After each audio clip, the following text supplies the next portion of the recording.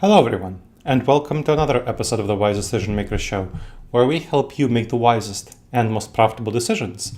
My name is Dr. Gleb Tsipursky. I'm the CEO of Disaster Avoidance Experts, the future work consultancy that sponsors the Wise Decision Maker Show. And today I want to talk to you about creativity and innovation in remote work. Now, there's been a lot of myths about innovation in remote work. Many people perceive remote work as associated with diminished innovation. There are prominent leaders like Mark Zuckerberg and others who question creativity in remote setups. Sam Altman from OpenAI, plenty of others, you've heard them talking about how innovation is impossible in remote setups.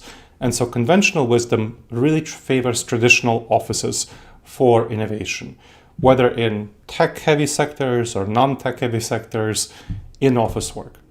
And these are stereotypical beliefs that are actually not necessarily accordant with reality.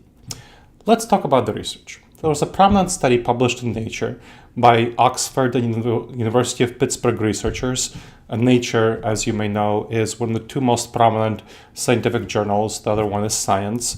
And so this is a pretty thorough analysis that covered over 24 million scientific and patent record over a 50-year span from the 1970s to the 2010s. And then there's also an additional follow-up by one of the authors of the study that was published in Nature. So another study wasn't published in Nature yet, but it's a follow-up by one of the authors of the study that was published in Nature. So early findings from the study in Nature and that research, they favor that in-person work. So the early period, the 1970s, 80s, indicates that there's a traditional office settings are better for innovation because there's the proximity of the shared spaces that correlates in that period with higher innovation. And so the remote work in that period is less effective in fostering creativity. So that's definitely the case from that early period. So there's that innovation gap in the 70s and 80s, and we see that those teams have less breakthrough ideas and fewer innovative patents. Teams that work remotely as opposed to teams that work together in office, in the same campus, in the same office. But the innovation gap starts to shrink over time. So it was a pretty significant gap in the 1980s, becomes somewhat smaller in the 1990s, becomes even smaller in the 2000s. And then by the 2010s, it becomes about neutral. So where remote teams and in-person teams have about the same levels of innovation. And of course, there's benefits to both teams. Benefits to being in person because you can have quick conversations, share ideas. Benefits to being working remotely because you don't have to commute, so you're not wasting your time in commuting. And you can also innovate with more people, so you can have more diversity, more people involved in innovation, different people who you wouldn't be able to access if you're only working with in-person teams. So that really marks a change in workplace environments. And we see an overcoming of the remote work limitations as technology improves, as digital tools improve our collaboration. So with different work modes, as this technology improves, we are able to innovate more effectively in remote settings, pairing and then completely removing the innovation gap for remote teams post-2010. So those improvements in technology post-2010s with collaboration tools like Zoom, Microsoft Teams, Trello, Dropbox, and so on are becoming really critical for teamwork and innovation in remote settings. And that really redefines what you can do with remote work innovation. And so we see that shifting of remote work technologies to be much more effective, addressing some of the problems associated with remote work previously. And so with post-2015 era, that's where we see a real changeover, where distributed teams that are located apart from each other, whether they're working from home, whether they're working from an office, they are beginning to be more innovative than teams that are working in the same place, in the same campus, in the same office. And that's, again, due to a significant improvement in technology for remote work. So studies at that period, the research that I cited before, show how remote collaboration has matured to become more effective in innovation and creativity than in-person teams. And so we are successfully adapting remote work strategies, and that is really crucial. And here we can see the studies are showing us that infrastructure is the key determinant here. So remote work, of course, is much more dependent on technology infrastructure than in-person work. And so what we're seeing is that the teams that have the quickest broadband, fast broadband, tend to be more innovative. And so that, again, strongly shows us that it has to do with the digital tools. So we do have that real-world sanity check, if you can so speak, about innovation. We see that remote teams that have higher, quicker broadband are more innovative than in-person teams, and that are more innovative by late 2015, and are more innovative than remote teams that have slow broadband. So that's the enhanced creativity. That really shows us what is going on here that's improving innovation in remote teams, that reliable internet is foundational to remote team productivity. And so that is one aspect of things. Another aspect of things is techniques.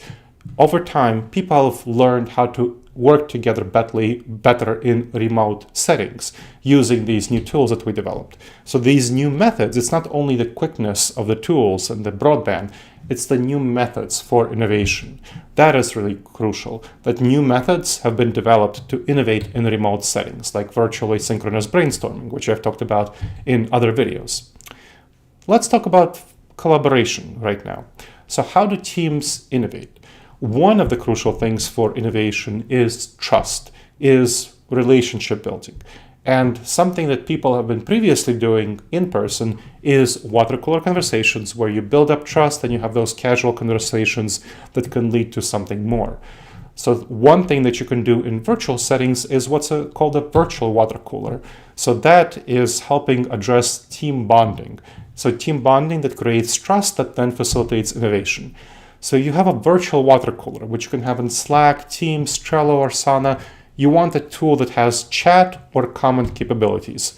So you want to set up a separate channel or a card or whatever else tool that you can have conversations for each rank and file teams about virtual water cooler, personal activities, personal conversations, and updates. So what you do is that at the start of each day, everyone checks in. Just like you would check in and have a brief conversation at a water cooler, you would check in at a virtual water cooler. So you post a daily update in a channel, card, whatever it is, answering a series of questions like, how are you feeling? What's going on in your personal life? What do you plan to focus on at work that day? And what's interesting one fact about yourself or the world that other people don't know? Of course, you can adapt those questions to whatever your needs are. So for example, one of my clients was a government agency, and they decided that I was helping figure out their hybrid work and flexible work dynamics. And they decided that what's going on in your personal life is not an appropriate question to ask for HR reasons. So we nixed that question, we replace it with some others. And that's something that you can do. You can customize these questions to your own current environment. Then you respond to updates by 3 other people, and then you keep engaging throughout the day about personal stuff on that card. That's a really good way of team bonding, and team bonding facilitates collaboration, which facilitates innovation. Another thing that you want to think about is team building activities. So you can organize team building activities regularly, whether virtual or in person, to foster a sense of community and build culture. Of course, in person is most impactful, so I recommend for all of my clients to get together at least once a quarter for a couple of days to do various team bonding activities. But of course, virtual is much more accessible. So I recommend, if possible, for you to do both. Some companies don't have money to get together in person once a quarter, so maybe once every 6 months or once a year can also work, but virtual is much more accessible. So you want one-on-one and group activities. For one-on-one activities, you can do opt-in lunch matching and pay for their lunch. And That's in person. And for virtual, you can do opt-in virtual coffee roulette matching and pay for their coffee. So have people have brief coffee conversations of half an hour and just pay for their coffee. For both, you want to provide a discussion template of what they should discuss in that time. So that's an example of things that you can do to have people have more effective collaboration, have more effective relationship building, and build trust. Now, another thing that we want to think about is using even newer tools that have become accessible from 2022 onward, like generative AI. So generative AI is an excellent tool for remote innovation.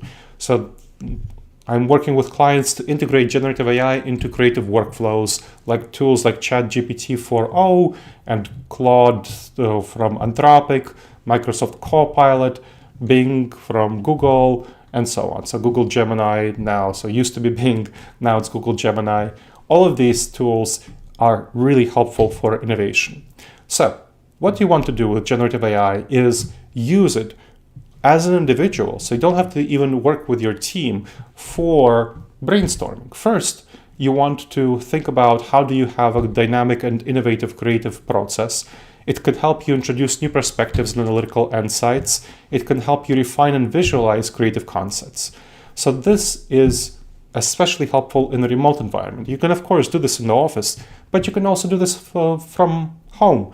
And so you don't have to rely on other people to do brainstorming if you use generative AI as a brainstorming partner. So how do you do this? How do you implement generative AI?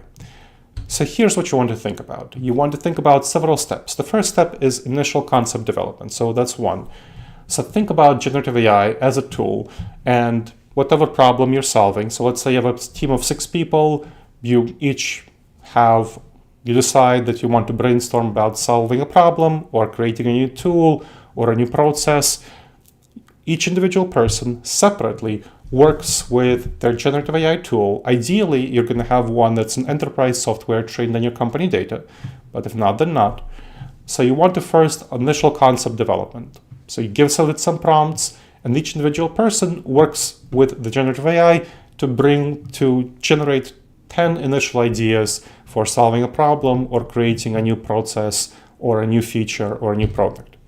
Then evaluate the 10 ideas for how viable they are, for their impact from both an internal company perspective and an external customer perspective.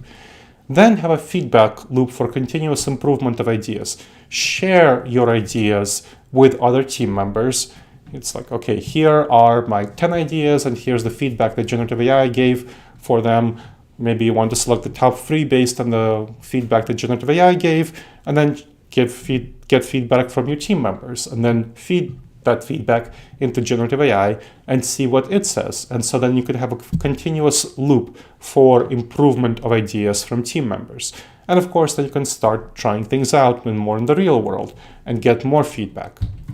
And then you want to scale up that idea and see what kind of feedback you're getting from the external world and develop the idea further using the generative AI tool. So getting all that data will help you have a really data-driven approach to creativity, which is not a typical thing we think about. We don't think about a data-driven approach to creativity. But generative AI can allow you to do that and have you work much faster, much quicker than a traditional brainstorming process.